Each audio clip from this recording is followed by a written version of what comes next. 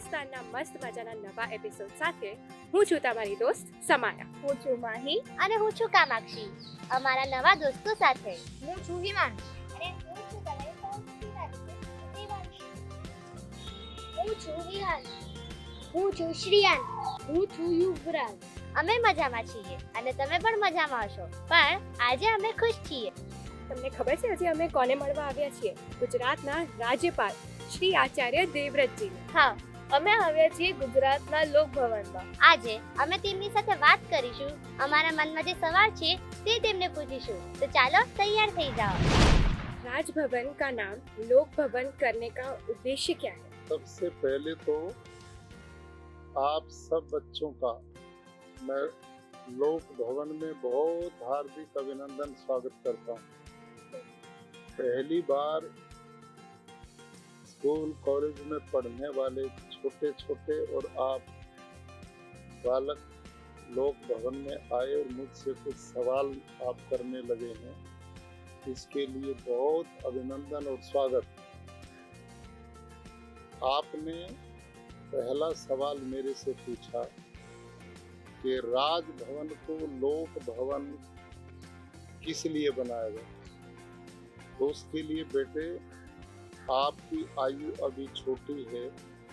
1947 से पहले हमारा देश गुलाम था, अंग्रेजों का यहाँ राज्य था, सामंतवादी व्यवस्था थी और आम जनता और उन लोगों में एक बहुत बड़ा गैप था, अंतर था। वो अपने आप को राजा महाराजा और प्रजा को दीनहीन और गुलाम मानती थी।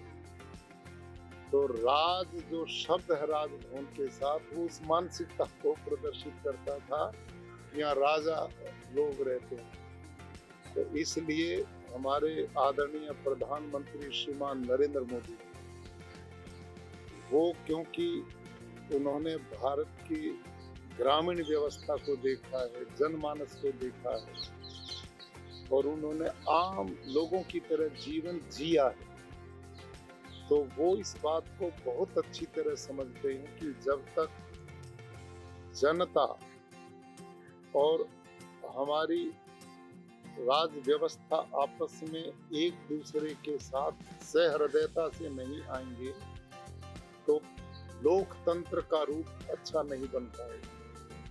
इसलिए आपको जानकारी मिली होगी, तो उन्होंने जो राजपथ स्थान था उसका नाम कर्तव्य पथ रख दिया। अब उन्होंने जो अपने कार्यालय का नाम था वो सेवा तीर्थ रख दिया।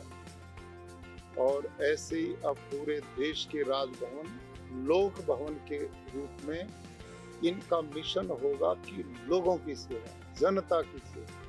और आपकी जानकारी के लिए राज्यपाल जब शपथ लेता है तो उसमें ये शब्द आते हैं, मैंने उसी दिन ये पकड़ लिए थे कि मैं अपने प्रजाजनों की सेवा करूंगा। मेरी जो जनता है, लोग के लोग हैं, उनकी सेवा करना हमारा परम कर्तव्य है।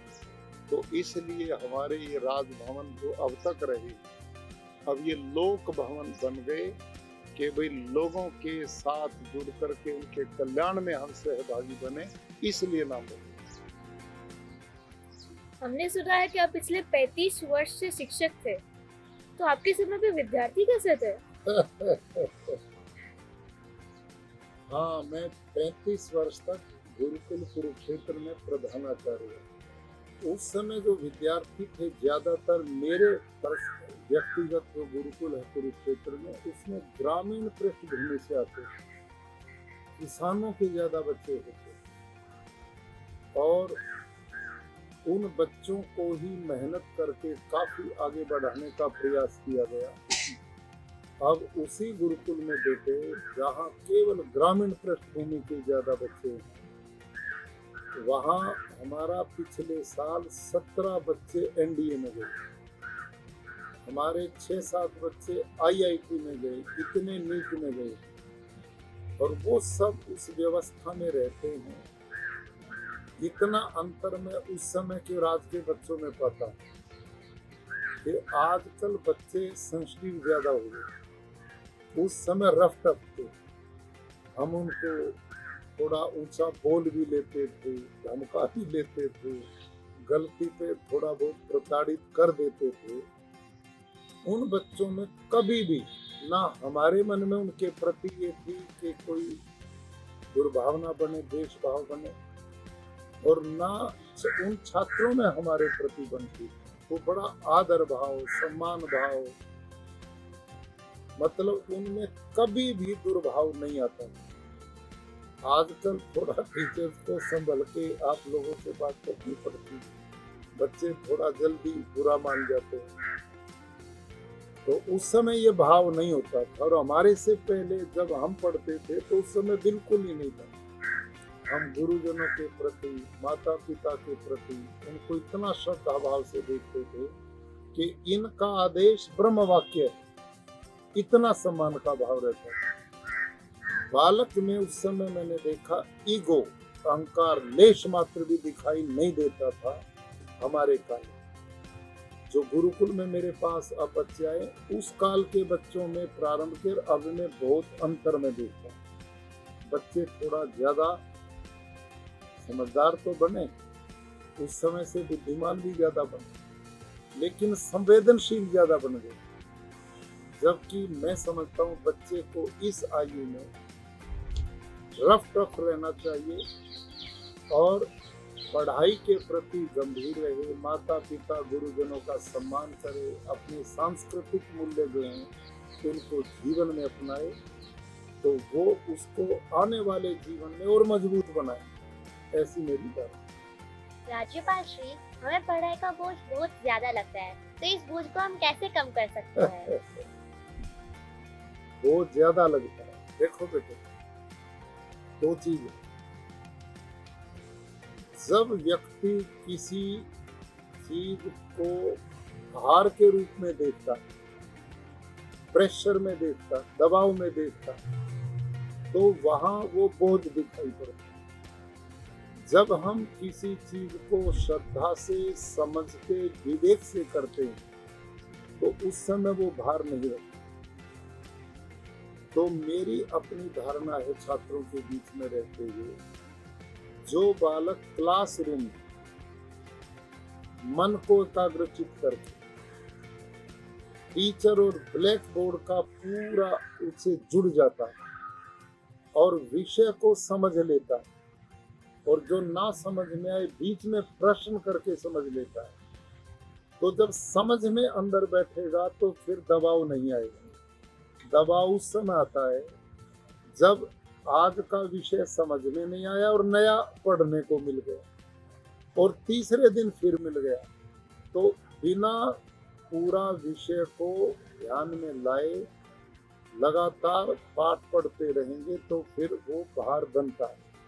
इसलिए प्रत्येक विद्यार्थी को क्लासरूम में बाह्य वृत्ति छोड़ के केवल अपने गुरु जी बोल रहे हैं उसको जाने, ब्लैक बोर्ड पे लिखा उसको समझें, ना समझ में आए तो पूछें, उनसे थोड़ा ना पूछ पाए तो अपनी क्लास में जो अपने से ज्यादा होशियार इंटेलिजेंट बच्चा है जो उस विषय को समझ पाए उससे समझ लें। अपनी समझ को पूरा विकसित करने और विषय को अंतर ध्यान करेंगे तो फिर ये भार नहीं लगेगा, ऐसा मैं मानता हूँ। अब गुरुकुल का भी संचालन करते हैं, तो गुरुकुल में शिक्षण कैसा होता है? गुरुकुल में शिक्षण कैसा होता है?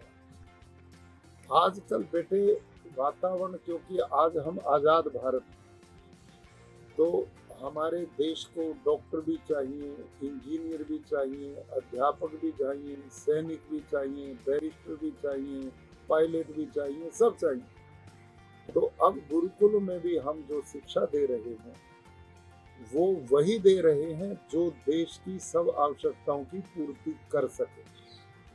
मेरे भी जो गुरुकुल है वो CBSE पैटर्न इंग्लिश मीडियम भी है और भारतीय संस्कृति से भी जुड़े हैं। जो गुरुकुल में चलाता हूँ वो पूरे आवासीय रेजिडेंशियल, उनमें बच्चे सवेरे 5 बजे सबका जागरण हो जाता है, सब बच्चे जब जागते हैं तो ऊषा पान करके पानी पीते हैं रात का रखा हुआ। उसके बाद वो शौच आदि से निवृत्त होकर के सब बच्चे योग करते हैं, प्राणायाम करते हैं, कुछ ग्राउंड में खेलते हैं। हमारे गुरुकुल में सभी में 10-12 एकड़ के ग्राउंड है, सभी तरह के खेल की व्यवस्था है। पढ़ाई आपकी तरह आधुनिक है, लेकिन इसके साथ हम बच्चों में भारतीय जीवन मूल्य जोड़ते हैं, कुछ वैदिक शिक्षाएं जोड़ते हैं। उनमें श्लोक हैं, मंत्र हैं, वेद के हैं, गीता के हैं, ताकि हम नैतिक मूल्यों की तरफ बढ़े, हमारे बच्चे अनुशासन की ओर बढ़े। वहाँ हर बच्चा सवेरे 5 बजे से रात के 10 बजे तक नियमित अपनी दिनचर्या से चलता है। समय पर वो उठता है, समय पर वो ब्रेकफास्ट करता है, समय पर वो विद्यालय में जाता है, समय पर वो होमवर्क करता है, उसके बाद ग्राउंड में अनिवार्य जाता है, फिर रात को भोजन के बाद होमवर्क करता है और फिर वेद के मंत्र बोल के वो सो जाते हैं। हम सोने तक उनको पूरा थका देते हैं, तो रात को नींद बहुत अच्छी लेते हैं। तो ये हमारे गुरुकुल की दिनचर्या इस रूप में चलती है।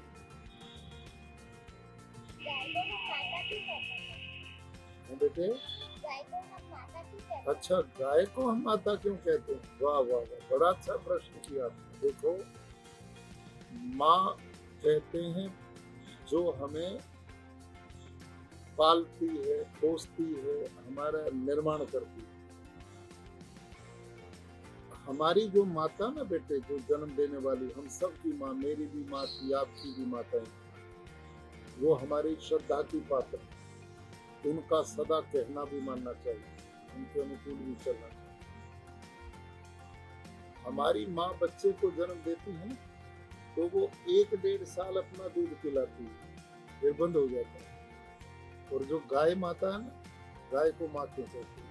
वो कोई भी व्यक्ति उसको पालता, घास फूस खिलाता, उस बेचारों को अपने घर में कोने पर रहने की जगह दे देता है, तो सूखा घास फूस खा करके भी अमृत तुल्य दूध देती है, जो हमारा पोषण करता है, हमारा रक्षण करता है, हमें रोगों से बचाता है, हमारी बुद्धि क्षमता को बढ़ाता है। और गाय का जो गोबर और गोमूत्र है ना, गाय का गोबर सूक्ष्म जीवाणुओं का भंडार है, जो हमारी धरती माता का पोषण करता है। और गाय का जो मूत्र, वो खनिज का भंडार है, जो खेती की हर बीमारी की रोकथाम करता है और पौधों को बहुत बड़ा बल देता है। तो गाय हम मनुष्यों के शरीर का पोषण करती है, और गाय का गोबर गोमूत्र धरती माँ का पोषण करता है।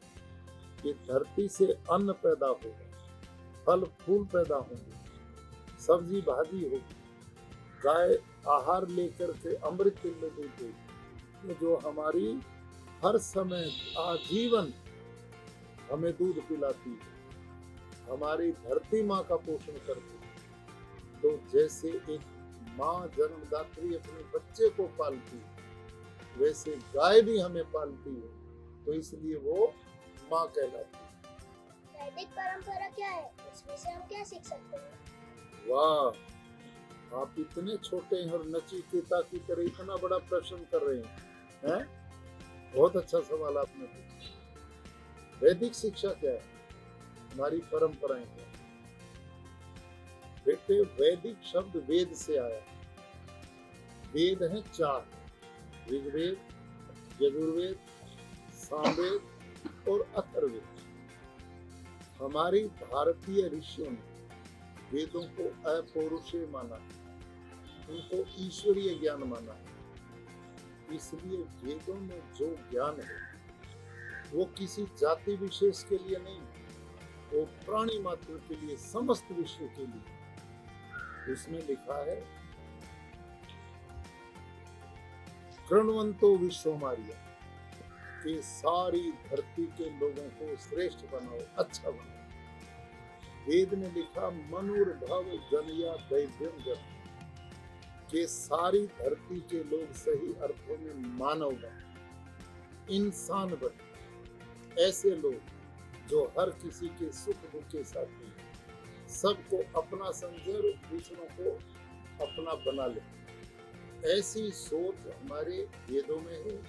और वेदों से जो ज्ञान निकला वही वैदिक शिक्षा।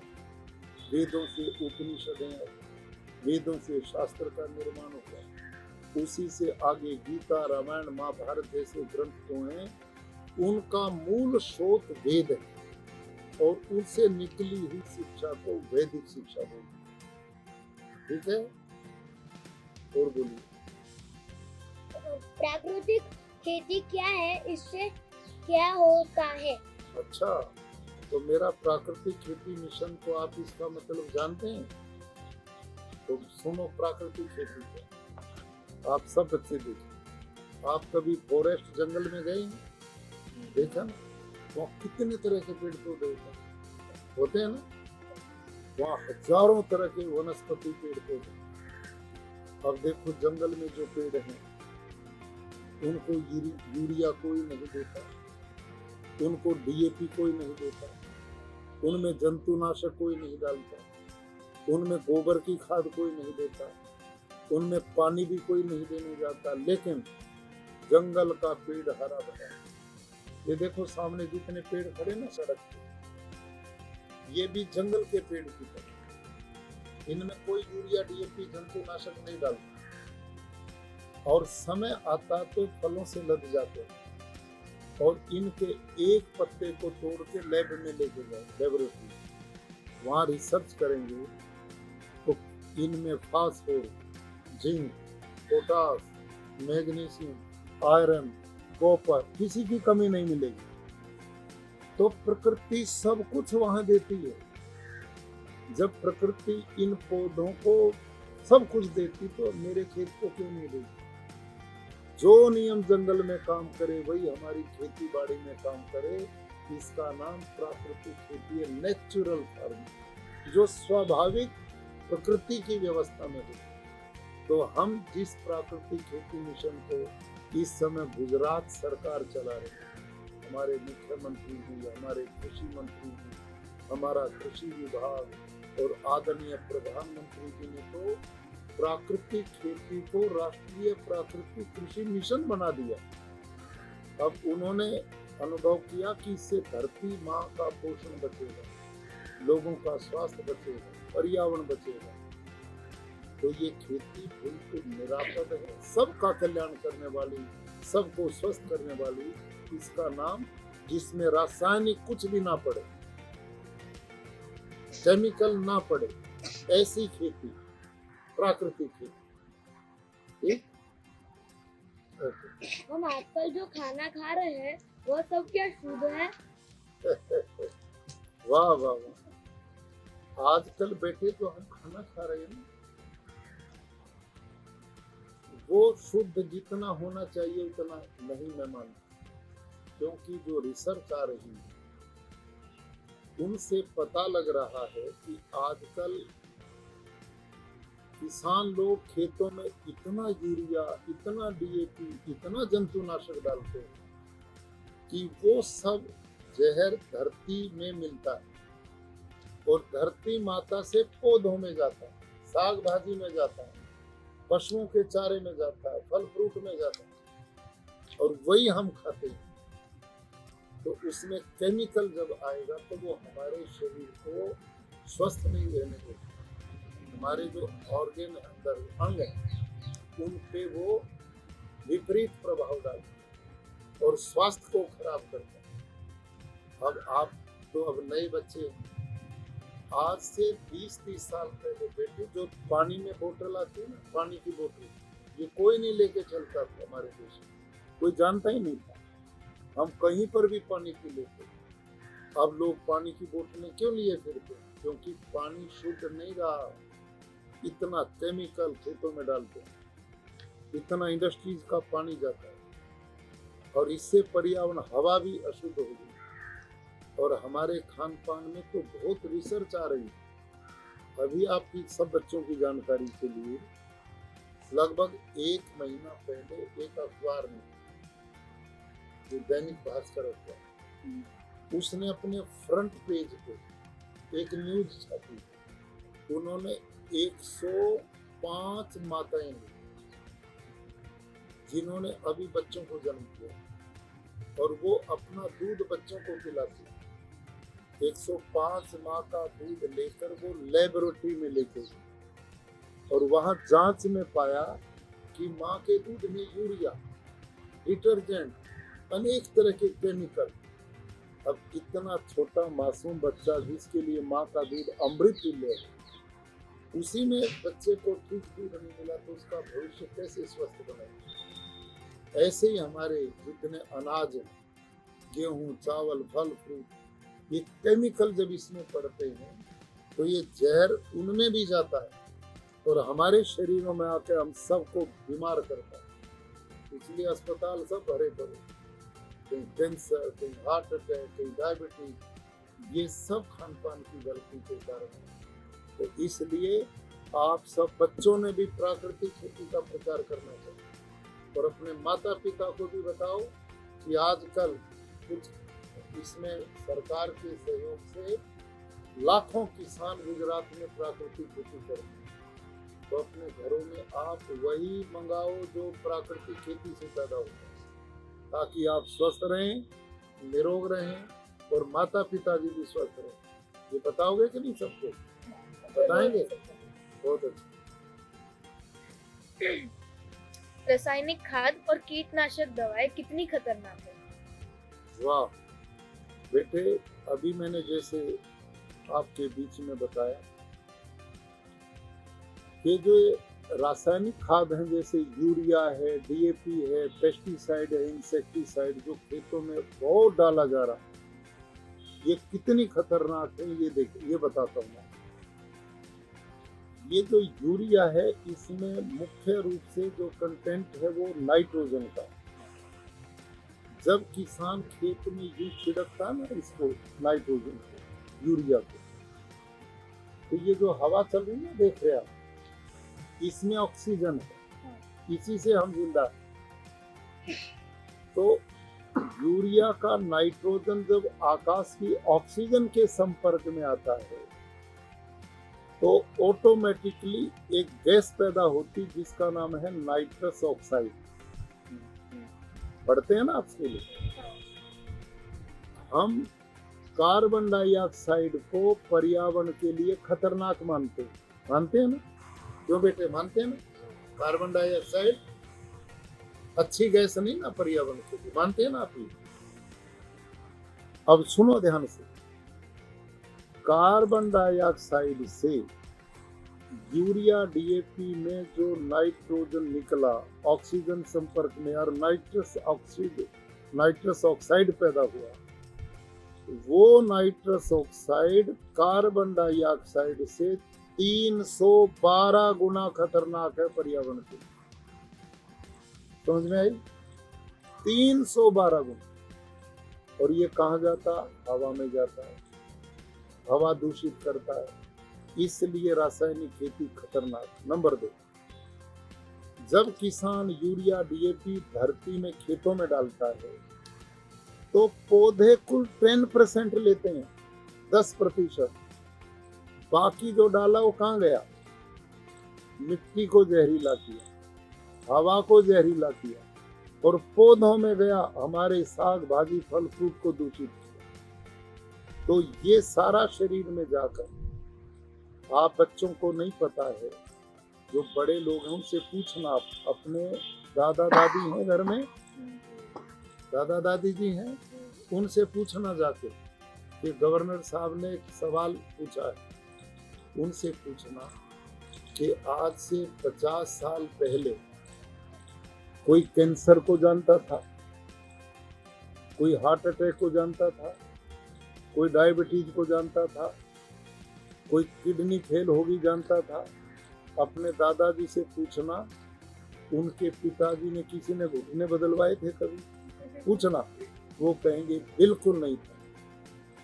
तो ये जब से रासायनिक खेती का प्रभाव बढ़ा और हमने अंधाधुंध यूरिया डीएपी जंतुनाशक खेतों में डालना शुरू किया है, ये केमिकल वाला भोजन पानी में भी आ गया, दूध में भी आ गया, सब्जी भाजी में आ गया, फलों में आ गया, अनाजों में आ गया। तो ये बड़ी खतरनाक है केमिकल खाद। इसका विकल्प देसी गाय आधारित प्राकृतिक खेती, जिसके गोबर गौमूत्र में अळसिया, सूक्ष्म जीवाणु पैदा हो, अर्थवर्म पैदा हो, धरती की गुणवत्ता बढ़ेगी। आज आपको पता होना, और उस समय बेटे धरती का ऑर्गेनिक कार्बन जब हरित क्रांति शुरू की, 2 से 2.5% धरती का ऑर्गेनिक कार्बन था। और इस समय सारे देश की धरती का ऑर्गेनिक कार्बन 0.2, 0.3, 0.45 से नीचे आ गए। और कृषि वैज्ञानिक पता क्या बोलते हैं? जिस धरती का ऑर्गेनिक कार्बन 0.5 से नीचे है, वो बंजर होगी नहीं, हो चुकी है। इसीलिए इस समय देश की धरती में आए साल यूरिया डीएपी बढ़ाना पड़ रहा है। किसान ज्यादा डालते क्योंकि धरती में पोषण तत्व नहीं बचे, उससे बलात् जबरदस्ती लिया जा रहा है। और देश का 2 से 2.5 लाख करोड़ भारत सरकार विदेशों में देती और बदले में यूरिया डीएपी खरीदे। देखो कितना हमारा धन विदेश में जाता है। यदि हमारे देश का किसान और हम सब ये ना डालें तो 2-2.5 लाख करोड़ बचेगा, देश के विकास के काम आएगा, कितना हम आगे बढ़ेंगे। और दूसरा, फिर हम उस जहर वाली खेती को खा के बीमार होते, फिर अस्पताल में जाते हैं। इस देश में अस्पतालों का 8-10 लाख करोड़ रुपए का खर्चा देश में दवाइयों का, अस्पतालों का। अब यदि हम बीमारी ना हो, स्वस्थ रहें, निरोग रहें, तो वो भी पैसा बचेगा कि नहीं? 10-12 लाख करोड़ साल में यदि बच जाए और ये भारत देश के विकास में लगे, तो माननीय प्रधानमंत्री जी जो संकल्प लेकर चले हैं, विकसित भारत 2047 तक हम करना चाहते हैं, तो हम यदि किसान योगदान दें, हम सब लोग खड़े हो जाएं कि प्राकृतिक खेती करेंगे, तो ये रोग से भी मुक्त होंगे और किसान की धरती माँ दोबारा स्वस्थ निरोग होकर हमें स्वस्थ आहार प्रदान करेगी। તો આ અમે મળ્યા ગુજરાતના રાજ્યપાલ શ્રી આચાર્ય દેવવ્રતજીને। અમને તો મજા આવી અને તમને પણ મજા આવી હશે, પણ આજ માટે એટલું જ। ફરી મળીશું, ત્યાં સુધી મને અને મારા મિત્રોને રજા આપશો।